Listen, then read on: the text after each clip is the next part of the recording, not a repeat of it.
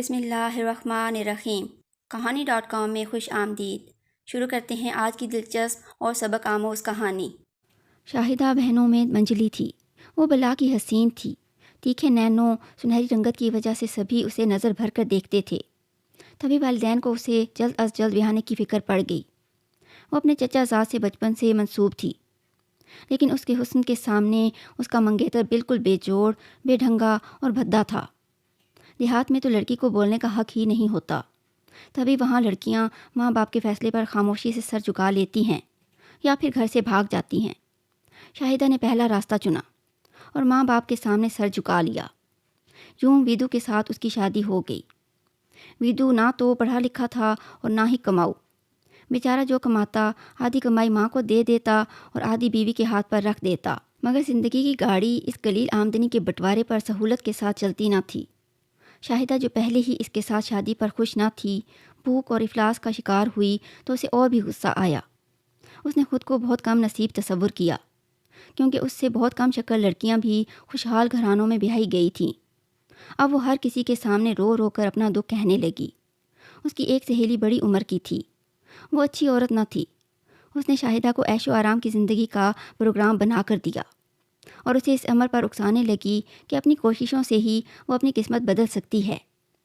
ویدو شادی کے 2 سال بعد پولیس میں خانسامہ بھرتی ہو کر چلا گیا۔ وہ ہر ماہ باقاعدگی سے تنخواہ گھر بھجوا دیا کرتا تھا، لیکن اس کی بیوی کو اب اس کی کمائی کی ضرورت نہ رہی تھی۔ اس نے اب اس مشورہ دینے والی عورت کے ساتھ مل کر خوشحالی کا ذریعہ تلاش کر لیا تھا۔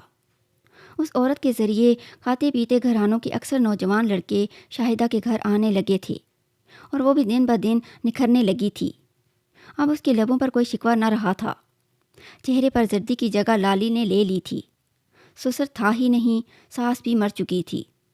شاہدہ کا شوہر نہایت سادہ اور کچھ کم عقل بھی تھا۔ وہ چھٹی پر آتا تو بیوی اسے کھانا نہ دیتی، وہ تب بھی برا نہ مناتا اور ہوٹل کی روٹی سے پیٹ بھر لیتا۔ وہ اس کے ساتھ سیدھے منہ بات تک نہ کرتی۔ وہ دبی زبان سے احتجاج کرنا چاہتا تو ایسی خرافات سناتی کہ وہ دبک کر چپ ہو جاتا۔ رات ہوتی تو ویدو ڈرتے ڈرتے اس کو اپنے شوہر ہونے کا احساس دلاتا۔ وہ پھر بھی اسے خاطر میں نہ لاتی۔ اس طرح وہ بیچارہ نامراد ہی واپس ڈیوٹی پر چلا جاتا۔ وقت گزرتا گیا۔ اس عرصے میں وہ 4 بچوں کی ماں بن گئی۔ اس نے اپنا پرانا گھر بدل کر نئے محلے میں کچھ بہتر گھر لے لیا تھا۔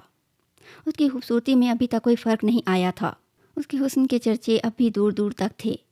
اب بھی وہ رات کو بچے اپنی سہیلی کے حوالے کر کے کہیں چلی جاتی اور صبح کو لوٹتی تھی۔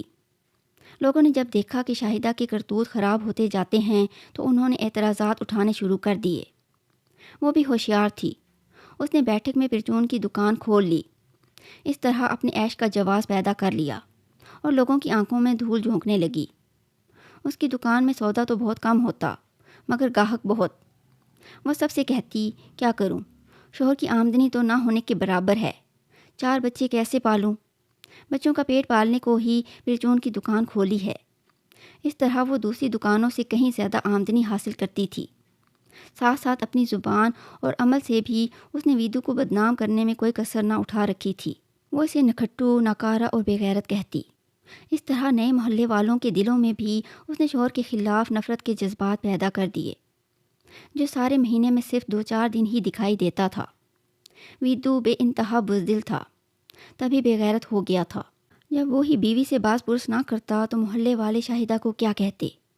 ویدو کے چپ رہنے کی شاید ایک وجہ یہ بھی تھی کہ وہ بیوی کے حسن سے مرعوب اور اپنی غربت سے مجبور تھا۔ وہ بیوی کو اس کی خوبصورتی اور وقت کے تقاضوں کے مطابق ضروریات زندگی مہیا کرنے سے قاصر تھا۔ اس نے بھی شاید حالات سے سمجھوتا کر لیا تھا کہ چلو، جب شاہدہ خود ہی اپنا اور بچوں کا پیٹ پال رہی ہے تو مجھے مزید بھاگ دوڑ کرنے کی کیا ضرورت ہے؟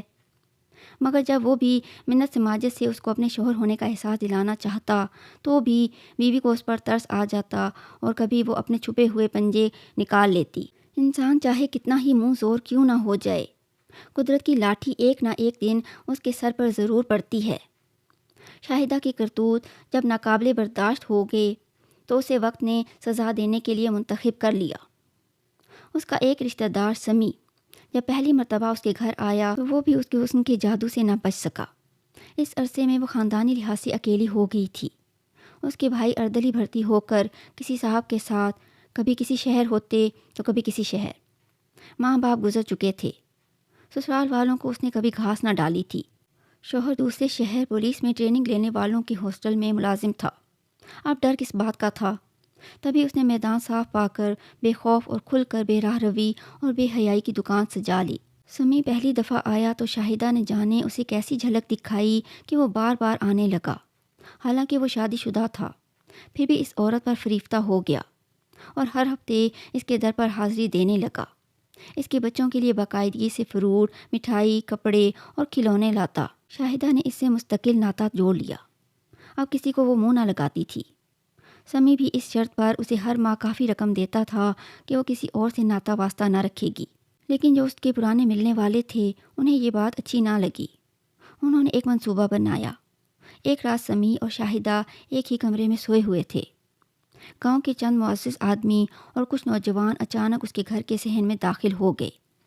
سمی تو کھڑکی سے بھاگ کر جان بچانے میں کامیاب ہو گیا، لیکن شاہدہ کو اپنی لغزشوں کی یہ سزا ملی کہ وہ سارے گاؤں میں بدنام ہو گئی۔ گلی گلی اس کی بد چلنی کے چرچے ہونے لگے۔ جب اس کے بیٹوں کو، جو اب سمجھدار ہو چکے تھے، محلے والوں کی زبانی ماں کے کرتوتوں کا علم ہوا تو وہ بھی اپنی نانی کے پاس چلے گئے۔ خاوند، جس نے شاہدہ کی حرکتوں کا کبھی پوچھا تک نہ تھا، اس نے بھی محلے والوں کی زبانی جب سر عام بیوی کے بارے غلط حالات سنے تو اسے طلاق دے دی۔ اور شاہدہ کا محبوب سمی، جس کی وجہ سے اس نے یہ کڑی گھڑیاں دیکھیں، وہ تو ایسا گم ہوا جیسے اسے آسمان نگل گیا یا زمین کھا گئی۔ وہ تو محض عیش گوشی کے لیے آتا تھا۔ اس طرح ایک عورت کو عیش اور آرام کو غلط رستوں پر ڈھونڈنے کی سزا ملی۔ آج بھی شاہدہ زندہ ہے، اب بوڑھی ہو گئی ہے، لیکن ایک وقت کی روٹی کو محتاج ہے، مگر نہ سگی اولاد اسے پوچھتی ہے اور نہ محلے والے منہ لگاتے ہیں۔ وہ گلیوں میں اکیلی بھٹکتی ہے، کوئی رحم دل ترس کھا کر روٹی دے تو کھا لیتی ہے، کئی دن نہاتی نہیں۔ کسی خدا ترس عورت کو ترس آ جاتا ہے تو پکڑ کر گھر لے جاتی ہے، نہلا کر کپڑے بدلوا دیتی ہے، مگر کوئی اسے اپنے گھر رکھنے کو تیار نہیں ہوتا۔ وہ کبھی درخت تلے سوئی ہوتی ہے، کبھی کسی دکان کے تھڑے کے نیچے۔ لگتا ہے جیسے یہ بیچاری اب زندگی کے دن ہی پورے کر رہی ہے۔ وہ اپنے سارے خاندان کے لیے عبرت کا نشان بنی ہوئی ہے۔ گاؤں بھر میں وہ کالی بھکارن کے نام سے مشہور ہے۔ وہ عورت جو کبھی حسن میں چاند کو شرماتی تھی۔ اس علاقے میں اگر کسی عورت کو بد چلن یا گناہگار سمجھ لیا جاتا ہے تو لوگ اسے کالی کا لقب دے دیتے ہیں۔ لوگ اس کالی بھکارن سے نفرت کرتے ہیں۔ عورتیں اور لڑکیاں اس سے دور بھاگتی ہیں اور بچے اسے پاگل کہہ کر پتھر اٹھا لیتے ہیں، کالی کالی کہہ کر اسے منہ چڑھاتے ہیں۔ شاید یہی وہ سنگ باری ہے جو قدرت کی طرف سے اس کے لیے مقرر کر دی گئی ہے۔ یہ تھی آج کی کہانی۔ اگر ویڈیو پسند آئے تو اسے لائک اور شیئر کریں، چینل کو سبسکرائب کریں اور بیل نوٹیفیکیشن آن کر دیں تاکہ ہماری آنے والی ہر کہانی آپ کو بر وقت مل سکے۔ کمنٹس میں اپنی قیمتی آراء سے ضرور آگاہ کریں۔ اپنا اور اپنے چاہنے والوں کا بہت زیادہ خیال رکھیں۔ اللہ حافظ۔